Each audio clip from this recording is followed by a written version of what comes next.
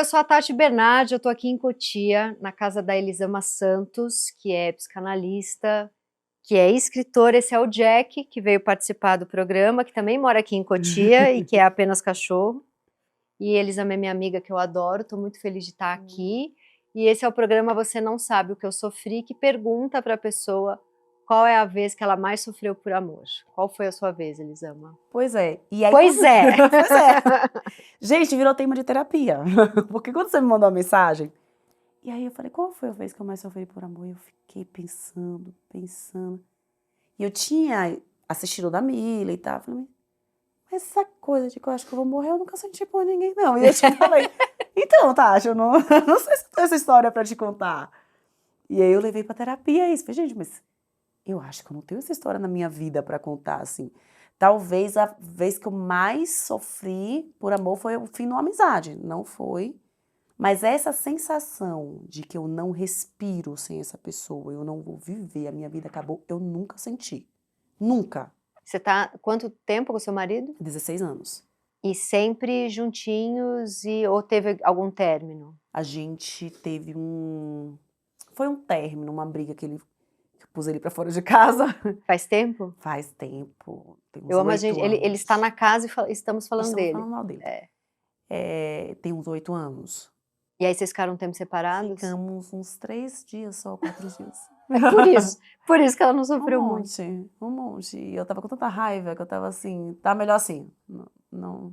Mas aí a gente chegou a falar por WhatsApp, né, que eu falei que esse era um grande tema, né, perguntar para alguém quando que você mais sofreu por amor e a pessoa responder, mas eu nunca sofri muito, algum sofrimento sempre Sim. tem. Aí você falou, você falou uma coisa super bonita na nossa troca por WhatsApp, que você foi...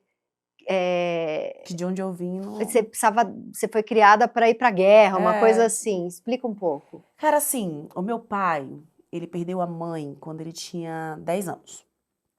Ele conta, assim, meus tios contam a história que a minha avó era uma espécie de anjo, o meu avô era um alcoolista, a minha avó era uma espécie de anjo, eles viviam na roça, muito pobres. E quando a minha avó... Isso onde? Em Conceição de Feira, sertão baiano. Uhum. Não, Recôncavo baiano. Quando o meu avô vinha bêbado da rua, a minha avó pegava todos os filhos e se escondia no mato para que ele não batesse em todo mundo, porque senão ele fazia uma fila e batia do menor até nela. Então, quando meu pai tinha 10 anos, essa mulher, que era essa protetora, ela faleceu. Os mais velhos foram para Salvador. As meninas, a minha bisavó pegou para criar, para cuidar, e ele ficou sozinho com esse homem. Então, ele ficou filho único, de repente, numa casa que antes tinham quantos irmãos? Acho que 8. E com a mãe protegendo. E com a mãe protegendo. Então ele era que tinha que correr para se esconder do pai, até o pai dormir bêbado e ele poder voltar para dentro de casa. E aí quando eu era uma criança, nasci, meu pai interpretou que ele precisava que eu fosse muito independente para que não vivesse o que ele viveu. Então eu fui uma criança que se a gente caísse 1 ano, 2 anos, ninguém podia levantar. Minha mãe ia para levantar e fazia a gente pode morrer amanhã e ela não vai ter ninguém para levantar ela, não. Ela tem que se virar. Eu ouvi essa frase. Você fala que você ouviu mais para você ser independente do que eu te amo, eu ouvi essa frase mais do que eu te amo, sabe? Então, assim, a frase que eu mais ouvi, meu pai me disse muito eu te amo, mas a frase que eu mais escutei na vida foi: se vira porque eu posso morrer amanhã. E aí eu acho que eu cresci com uma convicção que ninguém vai ser para sempre na minha vida. A certeza era muito maior de que as pessoas eram passageiras do que de que eu podia contar com uma pessoa na minha vida para todo sempre, amém, entendeu? Eu tenho muito uma dificuldade, na realidade, de entender a perenidade da relação. E tá há 16 anos, E tô há isso que é 16 bonito. anos. E eu tô há 16 anos com ele, mas inúmeras vezes a minha vontade é falar, não vou tentar de novo, chega. E ele sabe disso, eu falo que eu fico porque ele me dá razão pra ficar. Porque o meu impulso é eu quero ir embora. Mesmo amando, mesmo estando amando. bem. Em qualquer coisinha, meu impulso é, não preciso disso. Porque é isso, eu não preciso de ninguém. Na minha cabeça, não precise nunca de ninguém. Gente, eu tenho as duas coisas muito fortes. Pois eu tenho isso, impulsos de ir embora, qualquer irritação, porque eu penso, eu sou independente, não preciso disso. Mas automaticamente eu penso, se eu sair daqui agora eu morro, porque eu amo tanto. Eu tenho as duas coisas ao mesmo tempo. Cara, mas é essa parte do eu morro. Eu acho que desde muito pequenininho eu fui treinada, você não vai morrer se eu morrer, você vai seguir a vida. Ah. E você vai viver muito bem. Eu vivi muito bem, meu pai falava sempre que ele viveu muito bem. Não, eu já fui criada, minha mãe, se um dia eu faltar, você vai ver o que é a desgraça humana. Você não é ninguém sem eu estar perto fazendo tudo. Pois é, eu não tive isso. E aí, se você botar numa conjuntura social, então eu vim da quebrada. Eu não nasci tendo tudo na minha mão. Você nasceu lá onde... Não, nasci em Feira de Santana, que é perto de Salvador. Mas assim, os meus pais, eles iam pra igreja, por exemplo, e eu com 8 e minha irmã com 6, a gente ficava sozinha em casa.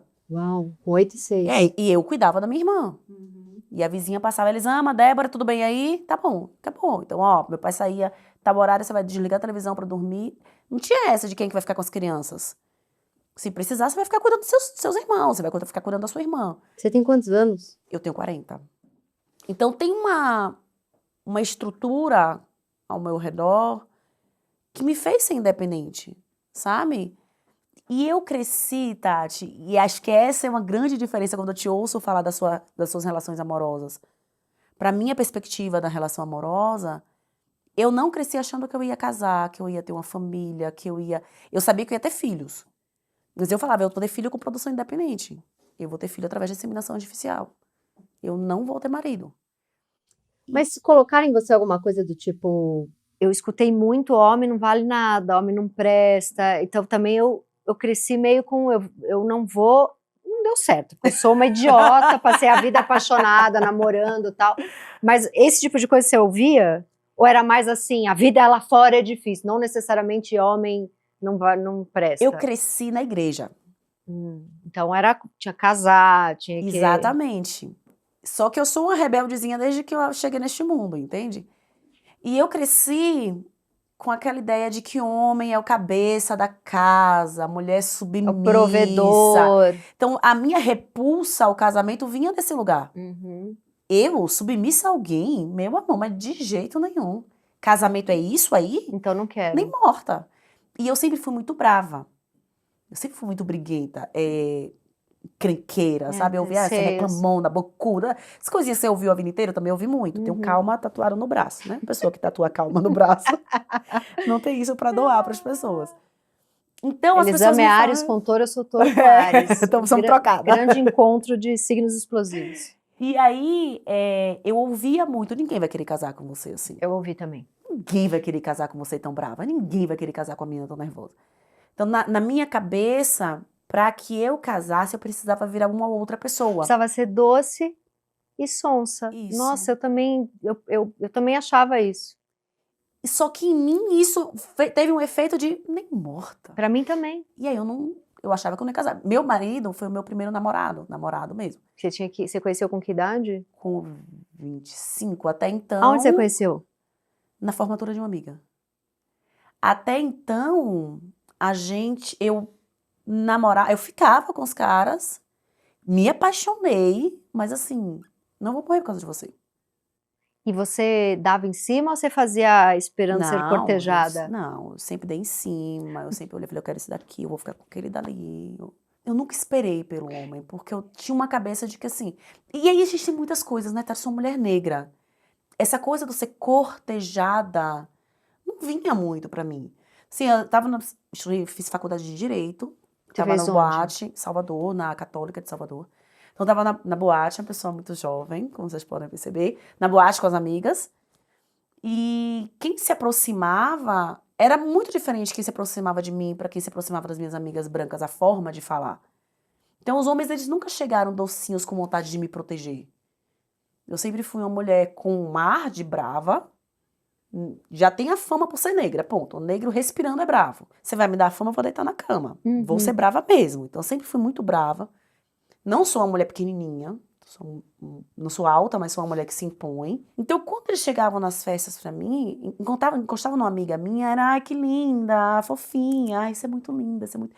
Comigo era, você é gostosa, hein? Entende? A pegada do cara que chegava em mim era diferente, então não dava pra ficar esperando o cara chegar. E o que você sentia? Tinha muita repulsa. Então, como tinha esse lugar, eu desde cedo entendi que eu não estava na categoria para casar. Entende? Categoria fofa, mas ao mesmo tempo também você não queria. E eu não queria, mas tem a categoria. Eu não sei como é aqui, mas na Bahia se tinha muito isso das pra casar e pra Sim, gozar. sim. Eu sabia que eu não tava na Pra categoria comer e pra casar. eu não tava pra casar. Eu não era o estereótipo que a galera aqui da faculdade de Direito ia dar a mão pra mostrar pra mãe. Uhum. E aí eu aprendi desde muito nova a falar, então foda-se, eu também não quero. Não sou obrigada. E a minha libido, ela sempre esteve muito direcionada pro trabalho, pra ganhar dinheiro, pra independência. Porque esse foi o lugar que eu entendi que aqui eu não preciso que você queira me dar. Lá e tomo. Entendeu? Assim, aqui eu conquisto. Uhum. Aqui eu vou pra cima. Na relação, tinha um outro que ele tinha que me querer. E que eu cresci ouvindo que ele não ia me querer, e que a sociedade foi me mostrando que ele não ia me querer, e que os casais de margarina na televisão não me tinham. Então eu não tive um imaginário da Mas ao mesmo tempo, princesa. você acha que você é romântica? Você tá há 16 anos com o pai dos seus filhos. Você se vê, às vezes? Eu acho que eu sou. Eu tenho uma lua em câncer, eu tenho uma fofinha. Eu tenho uma fofinha em mim em algum lugar. Mas é porque ele foi quebrando isso em você. Como foi o começo da relação? Você não tem uma coisa assim, eu sou doce com quem vale a pena? Eu sou muito doce. É, porque eu sou doce com quem... legal. Eu sou uma vaca, mas com quem vale a pena eu sou um amor. Sou uma vaca também, às vezes, mas eu sou um amor. Sim, eu sou fofa, eu sou muito gentil, eu cuido muito das pessoas que eu amo, eu sou muito carinhosa. Então, assim, aqui é todo mundo grudado, os meus filhos sempre pendurados em mim. Miguel tem 1,70. Miguel Seu deita... filho já tá com Tem 70? 12 anos, vai Meu fazer 30, Deus. tem 1,70. Pede um colinho. Deita em mim, ela ainda fica deitada em mim. Eles são... Eu gosto de toque, eu gosto de abraço, eu gosto de beijo. Então, eu não sou essa pessoa que, não gosta que encoste em mim. Não, eu amo abraço, eu amo beijo, eu toco nas pessoas, eu sou abracenta. Mas eu sou uma pessoa que eu vou demonstrar meus limites pra você muito facilmente. E eu sou meio sargentona, e eu sei que eu sou meio sargentona, sabe assim? Faz assim, faz assim, faz assim. E Isaac, ele chegou muito manso, ele é muito na dele, sabe? Ele vai conseguir as coisas de mim, ele vai conseguir com calma, ele não vai vir me enfrentando.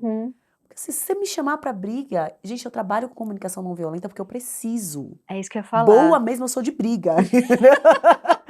Talento natural Mas é mesmo. por isso que você fala de educação não violenta de um jeito que me interessa. Porque quando chega alguém para falar assim, o que seu filho precisa é de abraço. Na hora eu penso, vou dar um tapa na... Quero bater dele em você, amiga. Exato. É isso, porque assim, não, eu sinto ódio, eu sinto raiva, eu sinto vontade de socar as pessoas, sabe? E ele não se assustava com isso, ele nunca me pediu pra ser menos. Ele nunca falou, seja mais delicada, mais doce. Fofinha. E aí eu acho que isso foi o que foi me quebrando, sabe? Na relação da gente se aproximar. E que foi seguro me abraçar, ser a fofinha. Mas esse ensinamento meu de ser independente, ele aparece nas nossas brigas. Então ele sabe, eu já falei com ele com todas as vezes, você sabe que eu vou sofrer pra caramba, mas que eu vou seguir uma vida muito linda. Tem prazo de validade meu sofrimento. E não é da boca pra fora, eu tenho certeza que tem prazo de validade esse sofrimento. Entende? Sim, eu entendo. Sempre que eu tô sofrendo, que eu falo, eu penso, daqui 3 meses esse negócio. E eu nunca, o meu analista, ele fala um negócio que eu adoro, ele fala, você sofre em movimento. Então é um sofrimento que não me preocupa. Porque eu realmente sofro, chafurdo na dor, mas eu tô trabalhando, eu tô fazendo tudo que eu tenho pra fazer, eu não fico de cama. Ninguém vai pagar suas contas pra ficar de cama, né, Exato, e gata? ele sempre fala isso, ele fala, você sofre em movimento. Em todos os sentidos, assim. É tipo, eu tô morrendo, eu tô entrando no Bumble. Não é só financeiramente. Não, eu não vou ficar parada. Eu não paro, Exato. Sofrer em movimento. Mas quando você falou que levou pra terapia, o que ela falou?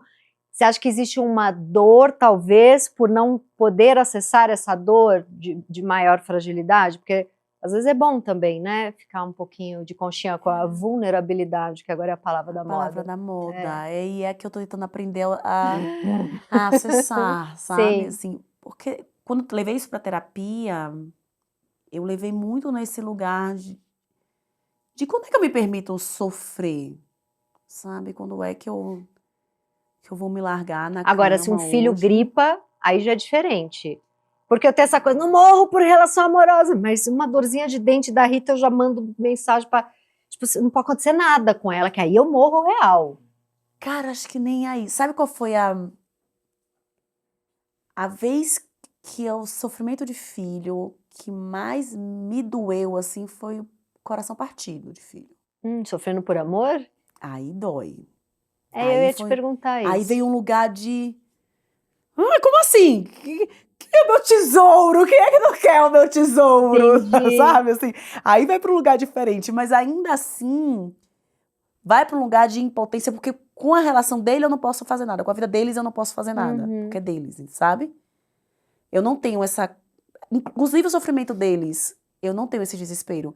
Eu lembro a primeira febre que Miguel teve, bebê, reação de vacina, Miguel teve uma febre de 40. Minha mãe parecia uma louca andando na minha casa. E esse menino, você não vai levar. Minha mãe, calma, foi a vacina, vai passar. Essa menina parece que tem 10 filhos, que já pariu 10, porque eu tinha. Mas tá tudo certo, fica calma, tá tudo certo. Me dê ele aqui que vai dar certo, sabe? Não, eu não entro nesse desespero. E aí eu fico tentando acessar esse lugar, porque as pessoas que entram nesse desespero por muitas vezes me irritam. E eu fui entender que me irrita muito por um lugar de como que ela tem direito a fazer isso aí e eu não tenho, sabe? Seu pai meio que falou, Não, meu quase que te amor. ensinou a pular esse buraco do desespero. É, e não é só Não o meu entra. pai, a minha mãe também, assim. A minha mãe descobriu um câncer, Tati, de mama, em 2018. Eu que contei pra ela do câncer. Porque foi assim, filha, vai pegar o resultado do exame, mas o médico tinha conversado com a gente que a aparência não era uma aparência preocupante. Nossa, no carro, Isaac e eu no carro, abri na hora que eu abri, carcinoma maligno. E o Isaac, é câncer. Isaac, o quê? É câncer. Minha mãe tá com câncer. Encosta o carro agora pra eu chorar. E aí eu entrei em desespero, chorando, liguei pra minha mãe tá com câncer, é câncer, é câncer. Ela chorou do outro lado, enxuguei minhas lágrimas, tô indo pra casa contar pra ela.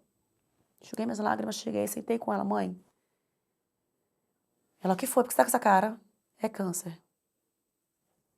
Parada ela estava olhando pra mim. É a vida, filha. Vamos resolver. Você entende qual foi a minha educação? Sim. Eu não dormi na casa dela. O meu normal E seria, vou ficar aqui com resolveu. você. Como tá sua mãe? Tá ótima. Resolveu. O meu normal seria, vou ficar com essa pessoa. Mas eu sei que pra ela nunca ia chorar na minha frente. Ela nunca ia se permitir fragilizar o mínimo se eu ainda estivesse ali. E aí eu falei, eu vou pra casa. Pra ela Pra ela poder sentir, porque ela não vai sentir perto de mim. Uhum. Essa coisa de vulnerabilidade, sentimento na minha família. Prima minha, tia minha chorando por causa de namorado. Minha tia tem que enlouquecer. Tem o que fazer não, minha filha? A minha mãe ficava muito puta, fica até hoje. Nossa, eu nunca vou esquecer, eu sempre conto essa história. Todas as vezes que eu sofri por amor, a minha mãe me arrancava da cama, mas chorando por causa de macho. Você precisa ganhar dinheiro, menina. A gente todo aquele discurso. Aí, mas teve uma vez que eu realmente fiquei mal, real, que ela viu que não ia adiantar só o tapinha e o vamos, vamos. Ela entrou assim no meu quarto, acendeu a luz e falou: levanta pra vingança. Maravilhosa! Se vinga! Porque ela viu que não resolvia o Já que você vai sofrer, sofre fazendo alguma coisa que seja engraçada. Faz. E ela, nossa, minha mãe ficava indignada de me ver A minha sofrer por família amor. inteira, Indignada. indignada. E eu não tinha exemplos na minha família de relações bacanas. Assim, eu tenho uma tia, ela já faleceu, que o marido dela, ele tinha, dentro do quarto, eles dormiam em quartos separados, ele tinha uma geladeira e um fogão dentro do quarto dele. Porque tinha coisas que eram só dele. E que ele passava um cadeado. Nossa. Então eu olhava para aquelas relações e fazia, querida, tu vai chorar porque tu recebeu um fora. Em tua cara, né? É. Ó, tua tia aguentando aí um mala daquele, inútil. A vida dela teria 1000 vezes melhor sem esse cara. Pois é, e você vai chorar por causa disso? Entendi. Não, meu Exemplo amor. ruim, né? Então, assim, foram muitos exemplos ruins ao redor. E dentro da igreja, sabe? Quantas mulheres eu olhava e falei, gente, o que é que essa mulher quer que esse homem? Então tem um lugar em mim de vergonha de um sofrimento por um homem, sabe? Nossa, que interessante isso. De olhar e Muito falar, interessante. não, Não, me recuso, sabe, assim, não vou Às sofrer vezes eu com me ele. vejo em festa, assim, sei lá, tô na casa de umas amigas, assim, aí tem aquele monte de casal, sei lá, tem 8 casais na festa. Várias vezes eu me vejo assim, olhando e pensando, todas essas mulheres são 200 vezes mais interessantes que os maridos delas. 100%! E eu olho e falo, caceta, como que aguenta aquele? Como é que aguenta aquele? 100%. É, sempre eu acho todas as 100%. minhas amigas muito mais interessantes do que Nossa, os as minhas amigas caras. são incríveis. Alguns têm maridos legaizinhos, mas só. Eu ia falar a cara deles, vocês são legaizinhos.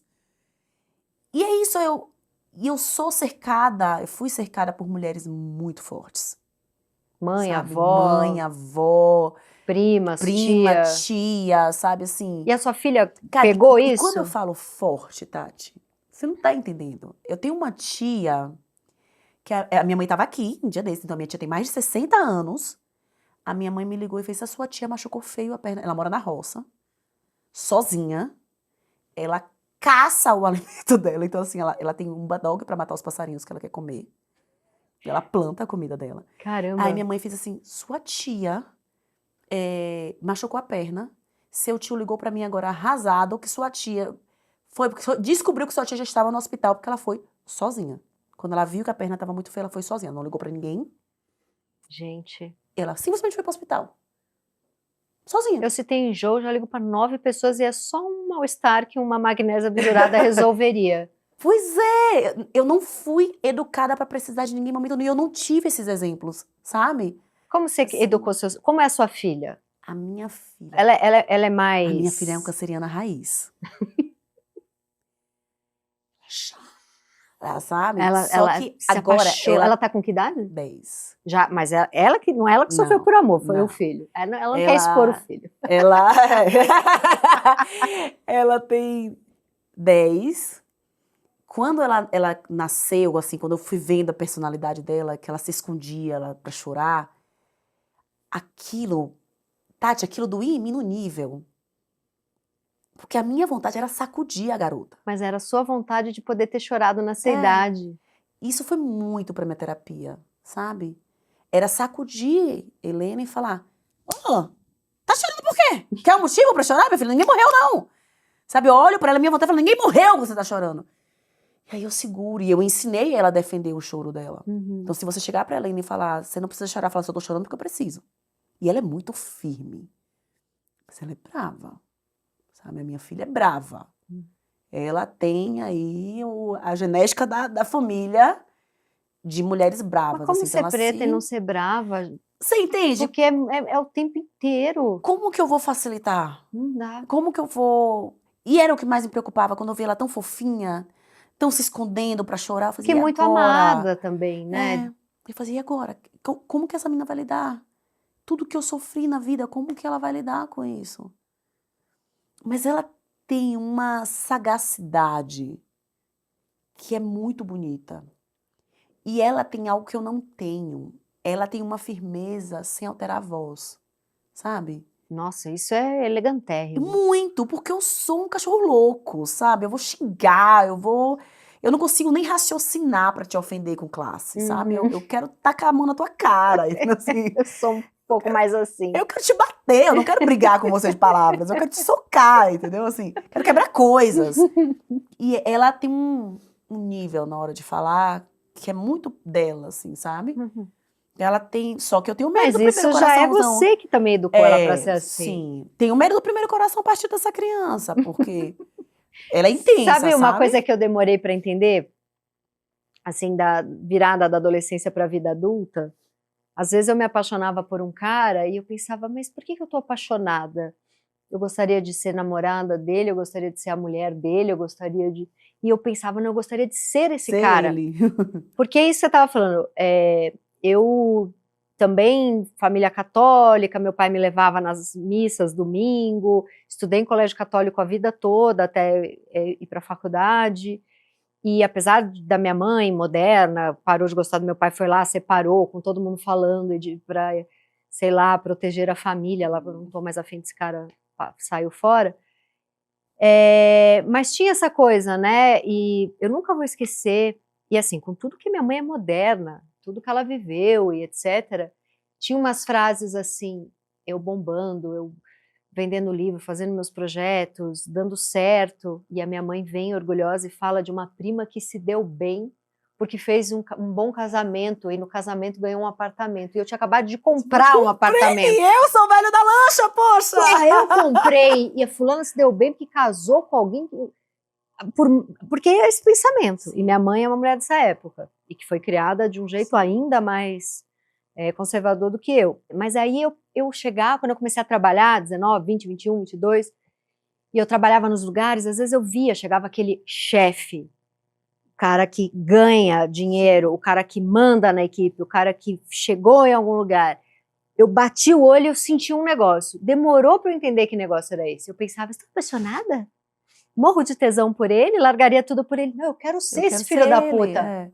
Demorou. Eu não demorei. Demorou porque eu pensava, eu dava uma flertada, sabe? Aí eu saía pra almoçar e eu pensava, não é. Porque aí eram uns caras também que queriam a princesinha, nananã, e eu já não encaixava, já não dava certo. Você ainda não enganaram, né, gata? Porque você é loura, Exato. você é pequenininha, Enganava. então assim, engana. Não, engana. Todo mundo quer namorar comigo, dá 2 meses, fala, onde eu me enfiei? Isso aqui é o demônio.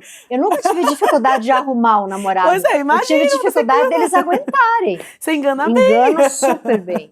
Eu não engano, eu já tá escrito na testa.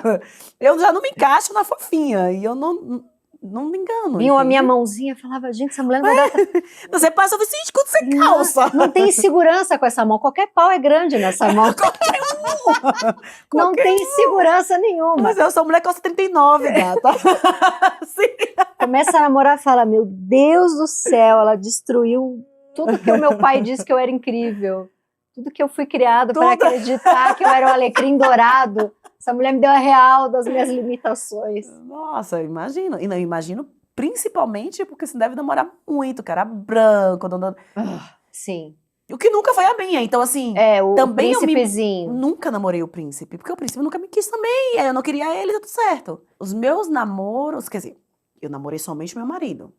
Os caras que eu ficava muito assim, não quero nada com você. Às vezes dava até raiva de estar com tesão. Porque eu nunca vou esquecer minha mãe falando pra mim, quando eu entrei na menopausa e baixou minha libido, aquilo me deu um alívio, que eu tinha uma raiva de precisar transar. Que ódio! Que homem, só tem homem idiota, mas eu ficava... Às vezes eu queria transar, eu tinha que sair com um idiota. E ela falando do alívio que ela sentiu. Eu fui muito criada por essa mãe que achava que o cara era inferior a ela, sabe? Não. E eu venho desse matriarcado, assim, a minha bisavó muito forte, casada com um cara mais banana. A minha avó muito forte, casada com um cara mais banana. A minha mãe e meu pai é banana. Agora eu tenho um namorado maravilhoso, entendeu? Mas tive muitos bananas na vida, então tem esse matriarcado de mulheres mais fortes. Não é que os caras eram bananas, é que as mulheres eram muito desse jeito, assim. E eu tinha muita clareza nas mulheres ao meu redor, eu olhava pra elas e pensava, mas por que ela tá com ele? Eu, criança, eu me lembro de muito novinha perguntar pra minha mãe, por que você não se separa do meu pai? Então, você perguntava? E o que ela falava? Porque tinha uma coisa da submissão ali, que aquilo me enlouquecia. E ela nunca se separou. Quem se separou foi o meu pai. Então eu tinha um olhar, uma coisa de olhar ali e falar, mas um homem nunca vai falar isso comigo. Sabe? Eu tinha uma lista de homem nunca vai falar isso comigo, homem nunca vai olhar pra mim desse jeito, homem nunca vai... Eu cresci falando, isso aqui não me encaixa no que eu quero pra minha vida. Então, você me perguntava novinho o que eu queria de onde eu tava, eu queria ganhar 15 mil reais, pra me ensinar a ser rica, sabe? Eu queria ter um salário de 15 mil reais, eu queria, pra mim, aquele era o foco da vida. O libido tava todo ali. Inteiro, nunca esteve nesse lugar. E o casamento, o relacionamento, pra mim, ele sempre foi um campo de briga. Alguém mandava e não ia ser eu. Ou, sabe, não ia ser a mulher. Então, se alguém ia ser mandado, tinha que ser o outro. Se vão ter que mandar em mim, eu prefiro não casar. Eu não vou casar. Nunca você escutou uma música e deu uma chorada? Não, lógico. Sim. Então, já teve aquela música que eu ouvi, chorei horrores. E aí, mas eu sou a pessoa que ouvi, chorei horrores e trabalho isso em terapia. E logo depois vou botar uma música pra dançar, porque tem uma Elisama dentro de mim e fala, tá bom, agora já chega. Deu. Sabe a sua mãe que falava, deu? Chega? Entendi. Você só não... Eu não vou até o fundo. Não vou porque dentro de mim tem essa que fala, agora chega, né, gata? Ah, então peraí, então você Para o sofre, você chilique. só não se dá o direito de Exatamente. ficar inerte. E aí eu tenho raiva de quem se permite sofrer de É herdeiro, verdade. né? Quem se Que aí eu olho e falo, permite. mas ela tá chorando, tem 3 dias chorando pra esse cara, pra mim já foi demais. Chega. Ah, não, eu já fiquei um ano chorando. Não, pra mim assim, fim do mundo, de jeito nenhum. Mas eu não deixei de sentir a dor, eu nem olho pra dor, Mas sabe? ela tá lá. Ela tá lá, mas eu não vou olhar pra ela. Eu não vou dar nome a essa dor, não quero olhar pra ela. É um esforço hoje eu olhar e falar, ok, Tem uma dor aqui. tem uma dor aqui. Porque quando eu olho pra dor, eu quero fazer alguma coisa com ela pra ontem. Quando eu falo que fui criada na guerra, eu tinha medo, sempre tive medo de barata. E aí meu pai fazia, pula, é barata. Não, você tem que ver se é o medo. Você fica com medo de barata? Criei pra ter medo de barata? Você nunca teve essa de ninguém vir matar a barata pra mim. Vá matar a barata. Se eu falasse, tenho medo de altura, ele ia procurar o prédio mais alto, vamos subir. Tô te querendo pra ficar paralisado por causa de medo? Então tem esse lugar, sabe? Que assim, não, chega, você vai levantar. O superego aqui foi muito bem formado, amigo. Eu fico tentando minimizar a voz dele, eu fico tentando baixar a voz do nada, porque foi bem formado. Interiorizou com força. Mas eu gostei desse pai. Claro, dificulta você acessar alguns lugares ali, mas ao mesmo tempo te tira total de um lugar meio pasmaceiro. Não, eu não vou ficar nunca na pasmaceira. A primeira vez que eu vi alguém chorar por amor, sofrer. Uma amiga minha, tinha terminado com o namorado, e aí eu cheguei na casa dela. Eu nunca vou esquecer essa cena. Ela deitada na cama e a mãe dela dando sopa na boca. Branca? Lógico. E aí eu olhei, aquilo era tão chocante pra mim, Tati. Mas era tão chocante, um negócio assim. Tipo, o que é? Tá doença terminal, minha filha? Mas o que tá com câncer, garota? Sabe assim?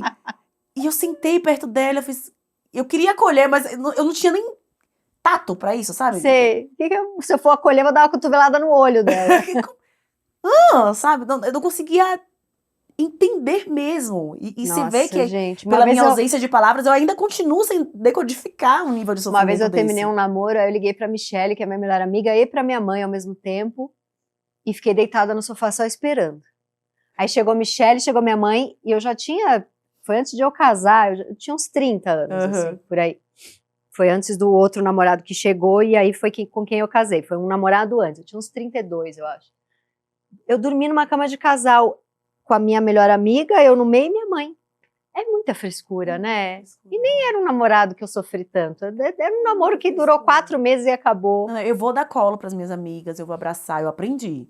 Mas ainda não é algo que eu acho que é natural. Eu tenho que pensar numa doença terminal. Mas também, assim, eu tenho um pouco o teu drive. Eu tenho o drive da sopinha na boca, mas eu tenho o teu drive ao mesmo tempo. As duas dormiram comigo, no dia seguinte eu já ainda fiquei podre mais uns 2, 3 dias, depois já vou escrever um livro sobre isso, vou fazer um negócio, paquerei outro, não sei o quê, eu também não fico... Mas eu tenho muita aflição da dor que demora. Tem uma frase que eu falo muito quando eu termino o namoro, sempre eu repito essa frase. Essa minha amiga que está há muito tempo comigo, a Michelle, ela sempre fala, já vai vir aquela frase que você sempre fala, que é: que preguiça agora do quanto vai demorar para passar essa dor. Eu tenho preguiça de dor. Sim. Eu tenho raiva porque é um atraso. Eu tenho, diante da dor, Tati, o que mais me irrita é a sensação de impotência. Quando passa esse negócio, porque eu já fiz, eu me matriculei numa dança, eu aumentei a terapia, não é à toa que antidepressivo tem esse exagero, as pessoas tomando indiscriminadamente em quantidades enormes, né? Porque tem algo de que a dor, ela é contraproducente, burra, mas acho que a gente tem também nesse limite que poder sentir ela. Eu tô aprendendo, sabe? Quando eu não precisa não se precisa achar que eu sou a dor. Sim. Tem um lugar de eu não sou a dor, mas eu não preciso botar dor pra correr, entendeu? Uhum. Eu tenho uma tendência de botar dor pra correr. Quando eu estudo a tristeza é uma emoção tão importante, porque ela é aquela emoção que o time tá desfalcado, você perdeu um jogador, então você chama todo mundo junto aqui, vamos refazer o cálculo? Quem vai pra onde? O que é que a gente vai fazer? Sim. Eu nunca aprendi a dar esse espaço pra tristeza refazer o cálculo. Eu ia falar, tá, acabou, você vai pra lá, você vai pra cá e vamos correndo. Uhum. Só que o time não joga tão bem assim, se ele não parar. Então eu faço o esforço hoje de falar, Elisama, você pode sentar e sente essa tristeza que você tá fugindo. Até porque guardou um dinheiro já. Não tem isso. Tem um sofrer um meme pouquinho. que eu adoro, que é a pessoa... Gente, eu amo isso. Eu me diverti tanto ano passado. Ano passado, por isso existe esse programa. Eu sofri muito por amor. E aí tem um meme, a pessoa chega em casa e ela vai dando aquela escorregada na parede de novela, de que tá doendo. E aí chega um WhatsApp de trabalho, a pessoa... E esse mesmo meme tem o filho chama. Aí você vai... Ai, não tira frango do congelador. É isso. Eu acho A vida muito adulta, bom. né? E não, eu tenho aprendido a sofrer, sabe? É um trabalho de terapia. Ser Que eu irônica também. Às vezes posso- você tá chorando, você faz uma piada. Gente, mas eu sou a rainha da ironia. Eu preciso, e eu só faço amigos assim. Se eu não puder fazer piada da sua dor, eu vou te acolher, mas eu vou precisar fazer piada com alguém. Sim. Sabe? Eu preciso, é mais forte do que eu. Eu fui no velório do pai da minha amiga e eu consegui ter um ataque de riso e ela teve junto comigo. E eu falei, eu sou a pior amiga. Ela falou, não, obrigada por você estar aqui. Porque era uma sequência de coisas, assim, tipo, colocaram flores na cabeça dele. Aí chega a irmã e fala, ele tá parecendo a Frida Kahlo. Aí iam enterrar ele com uma gravata, e aí chega o amigo dela e fala, aquela gravata é minha. Uma hora eu falei, cara, eu vou ter que rir no velório. Eu não vou conseguir. Eu não vou conseguir, entendeu? E aí a gente teve um ataque de riso. Cara, A ironia tá o tempo inteiro. Ela não para. E é uma ferramenta da gente lidar com todas as violências do mundo. Você precisa. Assim, você foi anos da publicidade. Você tem que desenvolver alguma coisa pra você dar conta. Eu sou mulher negra. Sim. Eu não posso socar as pessoas. Eu, pelo menos, posso ser irônica. Sim. Se eu não puder ser irônica. E eu aprendi a rir da dor, porque eu vivi com muita dor. Eu me lembro que minha mãe comprou o primeiro computador da gente. A gente já tava na universidade. E aí dividiu o computador em 12 vezes, sabe? E assaltaram nossa casa e levaram o computador. Puta que pariu. Tinha pagado 7 prestações, ainda tinha 5. Que... E aí eu não tava em casa, eu tava morando em Salvador já, e minha irmã me ligou pra contar. E eu me lembro dela chorando que levaram, irmão, o computador, não sei o que. Tomara aquele desgraçado morra de ódio do Windows Vista! Foi assim que eu cresci, entendeu? A gente chora. Então ele vai morrer de ódio do Windows Vista. Então assim. Cara, eu preciso fazer piada da dor, Sim, sabe? Assim, eu sim, preciso. sim. Acho que é por isso que eu amo tanto o teu trabalho. Eu preciso fazer piada da dor. Sim. Tem algo que se eu não fizer a piada, eu vou morrer com a dor, sabe? Mas aí eu preciso aprender a sair da piada. Pra sentir também pra um sentir, pouco. porque senão eu racionalizo a dor inteira. Eu faço os meus planos de ação. Você faz projetos, você faz podcast com Eu a faço dor, podcast você com a faz dor, livro com a Mas dor. eu não vou chorar essa dor. É. Eu não vou pedir colo porque eu tô com essa dor, sabe? Agora, já aconteceu, porque isso da gente correr da dor, a dor depois corre atrás da gente, né? Sim. Então, é uma história que eu sempre conto. Eu sabia que meu divórcio ia ser a coisa mais difícil da minha vida. Eu fiquei com medo dessa dor. E aí, assim que eu separei, eu falei, vou paquerar um monte de gente. Tô viva, tô viva. E 2 meses depois eu comecei a namorar. Conheci o meu ex-namorado. Então, eu não sofri o luto, né? Quando acabou esse namoro de 2 Veio tudo anos, junto. veio o luto do de 2 anos e o luto do de 10 anos, que foi o ano passado, que eu fui parar no candomblé porque eu não conseguia ficar de pé. Eu nunca tinha sentido uma dor igual eu senti o ano passado. Porque aí veio o luto de um divórcio, de um casamento com filho, tal, que todo mundo fala que é a dor de uma morte, a dor de perder. E é uma morte, né? Morre um monte de Não, coisa. e assim, eu chorava de sentar no chão e dar murro no peito, eu falava, como é que eu... E veio, eu fugi por 2 anos. Nesses 2 anos, às vezes vinha. Eu tava de boa, assim, com meu namorado, apaixonada por ele, mas eu ia no banheiro e chorava, caralho, eu me separei mesmo, é Sério isso? mesmo? Chorava, É mas isso. voltava, porque ao mesmo tempo tava apaixonada, então misturava, né? Mas quando acabou, aí veio. E aí eu falei isso pro meu analista, não adianta, o luto ele vai te achar. Ele vai te Ele achar. vai te procurar. E é melhor que procure, porque senão estoura outras coisas. Você começa Eu aprendi a chorar no corpo. Então, é isso que eu ia te perguntar agora. Porque aí, com essa coisa de ser muito neoliberalismo, vamos ganhar dinheiro, 38 projetos, aí é enxaqueca, aí é fibromialgia, aí é gastrite, aí é síndrome do pânico. E é só uma questão, às vezes, de parar e deixar doer. Estourou no corpo, assim. O que você começou a ter? Vamos falar de doença. Vamos falar de doença. Fazendo piada. Eu engordei na época que a minha mãe teve o câncer. Isaac tinha acabado de perder o emprego, eu tava em depressão. As crianças eram pequenas, então eu engordei quase 40 quilos em 2 anos. Caramba. E o corpo continuou falando, chora, querida. E eu falo, não dá tempo não. Vou comer. Não dá tempo não. Eu vou comer, que E tem essa teoria de que a camada de gordura é para proteger. É pra proteger, sim. E aí eu tive movimentos involuntários na face. O meu rosto, ele entortava assim, Meu Deus. por 30 segundos e voltava ao normal. Meu Deus. E eu já dava palestra, eu já ia pra televisão. Então eu chegava pra dar palestra, eu falava assim, gente, vou avisar que Se eu fizer eu a estou com careta... sintoma de estresse. É. Eu não sou uma pessoa calma. Estou com sintoma de estresse, a vida não tá fácil. Quando eu entortar a minha cara, vocês fingem que nada tá acontecendo, eu vou voltar. Não tô infartando. Não é um AVC. Ninguém precisa chamar o SAMU. Meu Deus, você fazia umas coisas assim? Assim, entortava o rosto Meu assim. Deus, era tipo um pequeno derrame espiritual. É. E aí eu fui por tudo que é médico. E tive, na mesma época, zumbido pulsátil. Foi um monte de coisa que eu nunca tinha ouvido falar que existia. Nossa, Tati. gente, já adorei esses personagens todos do zumbido. Eu adoro incontinência facial. Você tenta sorrir, mas você odeia a pessoa. Você fica assim. Eu tive um movimento involuntário na face, então o rosto entortava, passava 30 segundos assim, voltava ao normal. Possível. E assim, eu tenho uma família escrotíssima, a galera fazia piada. Aí começou, meu cunhado fazia, para de me paquerar, eles, ó, porra, teu marido tá aqui.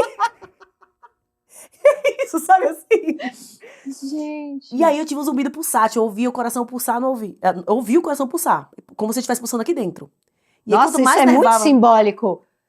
Você tem um coração, eu vou berrar na tua orelha. Na tua orelha. Chore, mulher. Quanto mais nervosa eu ficava, eu fazia... Meu Aí eu Deus. tinha que respirar pra pelo menos ele parar de me enlouquecer. Sabe assim? Deixa eu respirar pra ele parar de me enlouquecer. Que coisa incrível. E aí, depois disso tudo... Você já tomou algum remédio? Já foi em psiquiatra? Aí, eu fui em psiquiatra no ano passado, ano retrasado, foi a primeira vez que fui psiquiatra. Demorar até 40 para ir ao psiquiatra Foi a primeira também. vez. E fui porque a minha endocrinologista Falou, chega. me falou, Elisama, eu tinha perdido quase 20 quilos e tinha engordado 10 de novo. E ela falou, Elisama, vamos tentar um outro medicamento? Como que você perdeu? Eu tinha perdido com acompanhamento, injeção, lá. E aí voltei a engordar ano passado, ano retrasado. Até que chegou a hora que eu falei, cara, eu vou fazer a bariátrica. Você fez? Ah, eu não sabia que você tinha feito bariátrica. Eu falei, vou fazer a bariátrica. Chega, eu não aguento mais, eu preciso desse descanso. Porque eu não engordei porque, era meu corpo. Não, eu engordei porque eu tinha passado uma fase bizarra na minha vida e eu comi pra suportar essa fase. Eu engordei porque eu não chorei. E eu não conseguia perder. E aí, quando eu fiz a bariátrica, eu tomava um remédio chamado... Pode falar o nome de remédio? Pode. Tomava Contrave, eram 4 cápsulas desse tamanho. E aí, que era o remédio que eu tava usando pra controlar a compulsão alimentar. Foi o primeiro remédio com efeito psiquiátrico que eu tive, porque ele tinha bupropiona. E a bupropiona me tirou do buraco. Ela me deu respiração de novo. E aí, quando eu decidi fazer a bariátrica, eu marquei uma psiquiatra e falei, olha, eu tô tomando esse e eu vou passar um mês sem poder engolir nada, o que eu faço? E aí eu comecei a fazer acompanhamento psiquiátrico. Hoje eu tomo uma fluoxetina, pretendo tomar até morrer, não tenho nada contra ela, a gente vai ficar junto, abraçadinha. Sou muito amiguinha da minha venlafaxina. Nossa, a gente vai ficar amiga pra sempre. Ela é sororidade linda, eu e a venlafaxina. Nossa, a gente é muito amiga, vamos ser amiga pra sempre. E eu entendi que, quem disse que eu tenho que dar conta dessa vida insana sozinha? Cara, eu não bebo, eu não fumo nada. Me dê pelo menos um remédio. É igualzinho, eu também, eu sou muito careta Eu não com tomei droga. café, cara, eu vou ver esse negócio de cara. Também, se eu tomar café, eu corro pelada na Paulista xingando todo mundo. Não posso tomar café. Não vou tomar nem uma fluoxetina de vez em quando, você tá louco? E daí eu comecei a tomar remédio e agora eu tô mais atenta. Então, assim, eu já percebo mais na forma de comer. Agora com a bariátrica, eu não consigo comer a dor. Não como a dor. Não tem nem espaço. E se eu comer rápido, entala. E aí eu perco a paciência de comer, porque eu tenho que mastigar muito pra comer. Eu perco a paciência de comer. Não vou comer não. Levanto, sabe assim? Não vou comer. Aí eu percebo, opa, não tô bem. Eu não tô querendo nem comer, eu não tô bem. Aí eu aprendi a pedir ajuda. Mas é um esforço agora, eles amam a versão 39,40. Você tá falando, eu tô lembrando de uma amiga minha que eu amo, mas ela é herdeira. Né? E aí outro dia ela falou assim pra mim, cara, ela definiu o meu problema de um jeito tão lindo, mas ao mesmo tempo tão de herdeira. Ela falou assim pra mim, E ela fala com essa voz, né? Claro, ela é É herdeira. completamente diferente da nossa voz. Aí ela falou assim, tem uma coisa que eu faço, e ela tem várias questões iguais a mim, assim, né? Porque eu vim com as doenças de herdeira, eu só não vim com o dinheiro. Então, assim, vaso vagal, pressão baixa, hipoglicemia, enxaqueca, ela tem tudo que eu tenho, crise de ansiedade. Aí ela falou assim pra mim, sempre que eu faço alguma coisa, por exemplo, pode ser uma reunião ou um almoço com uma amiga, depois, até eu fazer outra, eu dou um espaço para digerir o que eu acabei de fazer, entrar em sintonia com aquilo que eu vivi. Eu achei isso, mas quando que eu vou ter tempo? É luxo, né, gata? Aí ela falou assim, por exemplo, vou almoçar com um monte de gente. Aquilo lá é muita informação, as pessoas falaram coisas que mexeram comigo. Eu chego em casa e fico uns 40 minutinhos só Que digerindo delícia. aquele almoço. E ela falou que isso melhorou muito todos esses sintomas, que são parecidos com os que eu tenho. Eu achei isso incrível, porque na verdade o que ela está fazendo é sendo presente na vida dela, digerindo, porque assim, às vezes a gente vai almoçar com uma amiga, a amiga fala um negócio que engatilha um negócio na gente, da nossa infância, e aquilo dá uma dorzinha. Se você chega em casa e pensa, o que foi que me engatilhou? Ah, voltou aquela dorzinha, deixa eu olhar para essa dorzinha. Deixa eu digerir essa dorzinha. Pronto, a comida não vai dar gastrite, você não vai ter crise de pânico no fim do dia. Meu corpo tem que gritar inúmeras vezes. Mas como é que eu vou, tudo que eu falo, por exemplo, agora a gente teve essa conversa, eu vou para casa agora, fico 1 hora. O que aprendemos hoje com o Elisama? Eu, Elisama e o He-Man. Acabou, já não paguei a escola. Não tem tempo disso. E a escola, o boletim tá chegando ainda mais fácil digerir a vida. E assim, mas é isso, a gente não tá digerindo. Você falou da bariátrica, e eu lembrei, essa minha amiga, ela se dá espaços para angustiar com as coisas do dia, né? Eu acho lindo, eu achei realmente bom isso que ela me falou. Todo mundo devia ter esse direito. Não temos, mas todo mundo deveria ter esse direito. Mas eu já cheguei num ponto que assim, mesmo com dinheiro guardado, mesmo tendo feito um nome, eu já tô no automático, porque eu acho que se eu parar, perde tudo, acaba tudo. Eu te liguei, eu te mandei mensagem quando eu li o seu livro, que virou tema de terapia, que eu entendi na terapia. Eu fui para Orlando em abril com as crianças. E eu vi aquelas casinhas sem cerca, nada com muro. Sim. Aquilo me dava uma raiva. Voltei com ódio, sabe? E eu fui pra terapia e falei assim, tô com ódio daquilo. E aí eu conheci uma pessoa herdeiríssima, tinha dinheiro desde as capitanias hereditárias. E uma família fofa e amorosa, e todo mundo fofo, e um jeito de falar todo mundo tranquilo e calmo e baixo. E aí eu levei os dois pra terapia e falei assim, tô com ódio de todo mundo. Tô com ódio de Orlando, daquelas casinhas lindas, e eu tô com ódio daquela tranquilidade, daquilo ali. Sim. E eu fui entender que tem algo que eles têm que eu nunca voltei. Porque eu já fui criada no alerta e na hiperreatividade. Nossa, eu fui criada no alerta total. E olha que eu fui bem mimada, por isso que é complexo. Pois é. Então, assim, eu já fui criada no alerta e na hiperatividade, na hiperreatividade. Eu não sei viver de outro jeito. É você pegar um bicho arisco e tentar deixar ele conviver em sociedade. Mas não quer dizer que dentro dele não tem algo arisco pra sempre, sabe? Sim. E esse bicho arisco dentro de mim, ele vai existir pra sempre. Mas em relação à minha mãe, por exemplo, eu já tenho a calma. A minha mãe se irrita com o que ela, de vida boa que ela já me deu, e eu vejo isso na minha filha. A minha filha às vezes fala, mamãe, eu penso, sotaque de escola rica. Ela está com sotaque... Você falando disso em algum lugar. Mamãe, eu falo, o que é, ô herdeirinha? Né? E a minha mãe se irrita com... Eu já sou bem mais calma que a minha mãe. A minha mãe, eu conto isso no meu livro, né? Quando eu fui comprar meu primeiro apartamento, tinha 30 metros quadrados, uma parte eu financei no banco, minha mãe foi comigo. Esse gerente quer roubar a gente, eles acham o quê? Porque a gente é mulher, não sei o quê. Ela começou a ter tanto ódio no banco que o gerente falou, senhora, se a senhora não quiser o dinheiro emprestado, a gente tá tranquilo com isso. É a senhora que veio até aqui. A gente não tá precisando da senhora. A gente, né? E assim, eu falei, de onde vem essa coisa, né? A minha mãe é muito mais do que eu. Eu já tava assim, mamãe, vamos embora. Eu já era perto da minha mãe, eu sou muito calma. Porque ela já lutou muito mais, já se ferrou muito mais, né? E a minha filha, então... Mas tem isso, tem essa... Às vezes eu vou passar Réveillon, assim, sei lá, numa casa de amigos, assim, que é aquela família que todo mundo já estudou no Vale Encantado, e que é aquela família que funciona, que não é a família cagada, cheia de... daí você vai descobrir que é cagado também, né? Você descobre. Mas aparentemente tudo funciona, né? Aquele monte de tio sociólogo e arquitetos e não sei o quê. E psicanalistas, não sei o quê. E no primeiro dia eu tô, essa é minha família, eu cheguei. No terceiro dia eu tenho vontade de assassinar Todo todos. mundo. Eu preciso ir embora. E eu entendi que tem algo ali que eu almejei muito, que eu achava que eu queria e que hoje eu já não quero. Eu queria, sim, se eu pudesse ter nascido com aquela tranquilidade. Esse lugar que eu não consigo mimetizar. Ou você nasce com isso ou você não nasce. Então eu fui pra terapia levar essa coisa de Orlando. Como deve ser legal ódio, você não ter medo. Ódio a Orlando é muito bom. Você não ter medo de ser assaltado o tempo inteiro. Você viver. Porque como eu cresci na quebrada, eu cresci numa rua que era numa falar, mataram não sei quem na rua de trás. E aí eu olhei aquelas casas e eu pensei, gente, como deve ser legal crescer sem o coração acelerado. Sabe? Como deve ser bom crescer sem essa ansiedade. Como deve ser legal, que os meus filhos já crescem. E aí, então eu entendi que a vontade de ter vivido aquilo que eu não vou viver.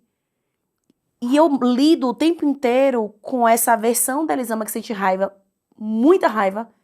muitas vezes no dia, com muitas pessoas, com muitas situações.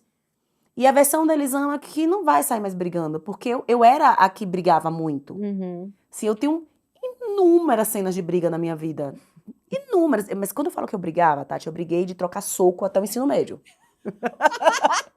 Não é só isso. Você batia na escola? Eu batia na escola, eu bati. Já briguei de brigar, de trocar soco algumas vezes. Não é batia de puxar cabelo, não, trocar soco. A última vez que eu briguei, me tiraram de cima da menina. E não era nem coisa minha, cara. Olha como eu sou boazinha. Ela bateu na minha amiga. Você ia lá e socou a menina. Eu fui lá pra bater nela, porque quem você é pra bater na amiga minha? Então assim, não é que era... Eu sou fofa, eu sou legal, entendeu? Eu sou protetora.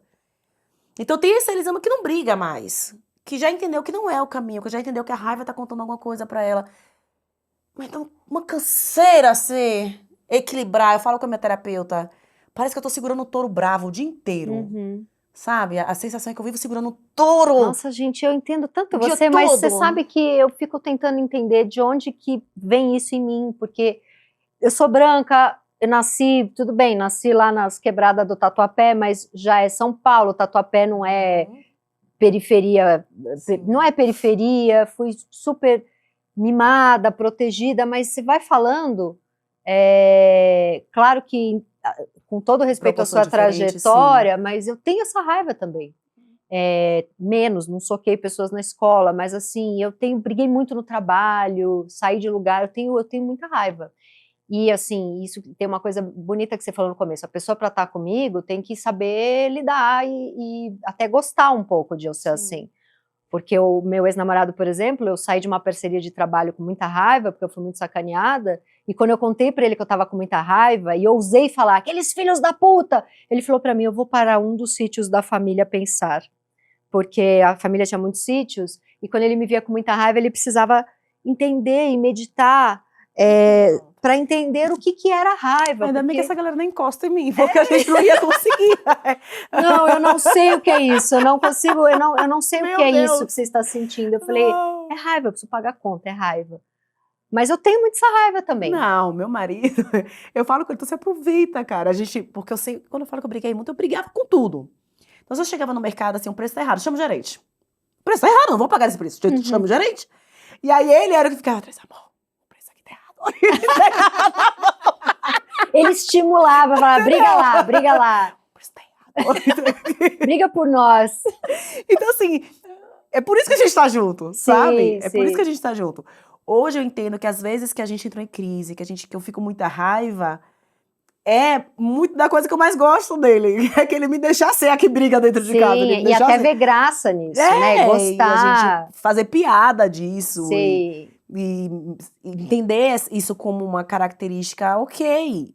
E eu educo os meus filhos de uma forma não violenta, assim, meus filhos nunca apanharam, eu não dou apelido, eu sou muito de boa com eles, mas eu sou uma pessoa irritada, eles sabem disso. Então, assim, a minha filha, várias vezes, mãe, você tá puxando o cabelo dela. Mãe, você tá pensando em quê? Tô puxando teu cabelo, né, Helena? Tá bom, filha. Sabe, assim, eu não nego que eu sinto raiva. Sim, eu a não minha nego. avó tinha muita raiva, minha mãe também tinha muita raiva. Eu herdei, que bom. Pois é, Raiva é bom. raiva é bom, é ótimo. Mas a gente tem que saber como que eu uso essa como usar. raiva, sabe? Porque a mulherada me procura muito, eles amam como é que eu fico mais calma. Eu sempre falo isso. E eu devolvo uma pergunta, pra quem tem servido a tua calma? A quem serve a tua calma? Porque se a tua calma tá servindo pra te manter em relações violentas, abusivas, ou num trabalho que você tá sendo explorado. tudo que você precisa de um belo num grito, sabe? Então me deixa com a minha raiva aqui, que o que eu aprendi a utilizar muito bem. Tem dia que cansa, que eu fico com a mão doendo de segurar esse touro. Porque eu tô com vontade de socar as pessoas e tô aqui. Não, Elisa, mas não sabe uma coisa que eu tenho dificuldade? A gente já tá há 7 horas no programa, mas uma coisa, eu não consigo parar. Uma coisa que eu tenho dificuldade é de ter agenciamento, porque agenciamento é alguém que vai brigar por você. Mas eu não acho que a pessoa briga bem como eu. Então, assim, isso acontece muito para quem trabalha com cinema. Os produtores não pagam na data que tem que pagar. Nenhum paga, essa é a verdade. Produtores de cinema, paguem na porra da data que tem que pagar. De calote. Arrombados. E eles não pagam. E aí eu botei uma agente e falo para elas, você precisa brigar por mim, porque eu vou me queimando no mercado. E geralmente são pessoas mais políticas, né? Senão a pessoa não seria agente. Aí a pessoa briga, como que ela briga? Ela fala, oi, a data era 15, consegue pagar até pelo menos 25? Isso não é brigar. Brigar é falar, amor, é amanhã de manhã, entendeu? Aí o que acontece? Eu dou um mês para o agenciamento fazer algo. Aí eu falo, eu passo por cima. Os agenciamentos ficam putos comigo. Eu ligo direto para a pessoa e falo, tá com algum problema? Porque assim, eu tenho coisas para pagar. Cara, você tá com alguma questão? Aí falam no mercado que eu quero que se dane. Eles precisam pagar. Eu não trabalho somente por amor. Eu trabalho porque eu gosto. Exato. Eu gosto de dinheiro e eu preciso pagar minhas contas. Exato. Se eu amo meu trabalho, ainda bem. Mas ninguém vem usar o amor do meu trabalho para me pagar, não. Exato. Mas a minha agente, a minha empresária, ela é uma grande amiga e ela veio de uma situação financeira difícil. Ela trabalhou em banco a vida inteira, então ela é boa de briga. Não, eu só tenho gente que vem de... Foi o que me acalmou na vida, assim. Ela é uma pessoa que eu confio pra brigar por mim. Porque senão eu falo, não, pode deixar que isso aqui eu resolvo.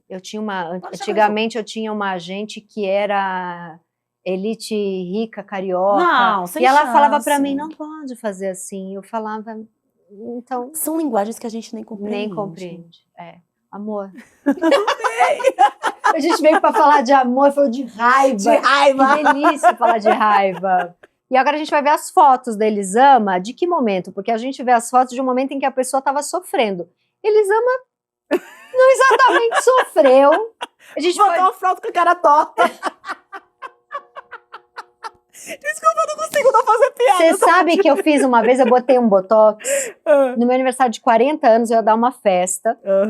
E eu tinha acabado de amamentar 1 ano e meio minha filha. Eu tava com isso aqui, aquela... Sim, eu tenho muito aqui. Forte, né? De ficar...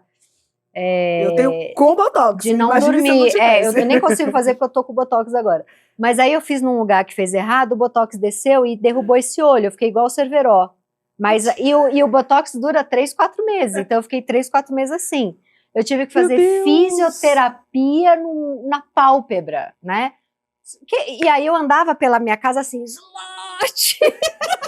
Eu lembrava quando era criança que tinha um desenho, um filme, sei lá, que tinha um slot. E é isso, eu fiquei 4 meses rindo da minha situação. Se eu não rir da situação, eu não passo por ela. Eu preciso. Vamos ver foto, sei lá, de quando você conheceu o seu marido, tem? Tem. Então pronto. Que acho que foi a primeira vez que a gente saiu junto. Ai, que lindos.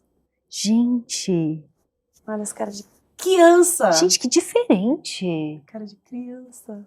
Não, tô melhor agora. Falei com ele, você era bonita, mas você tá mais bonita agora. Falo com ele direto. Ele também, muito diferente. Que lindos.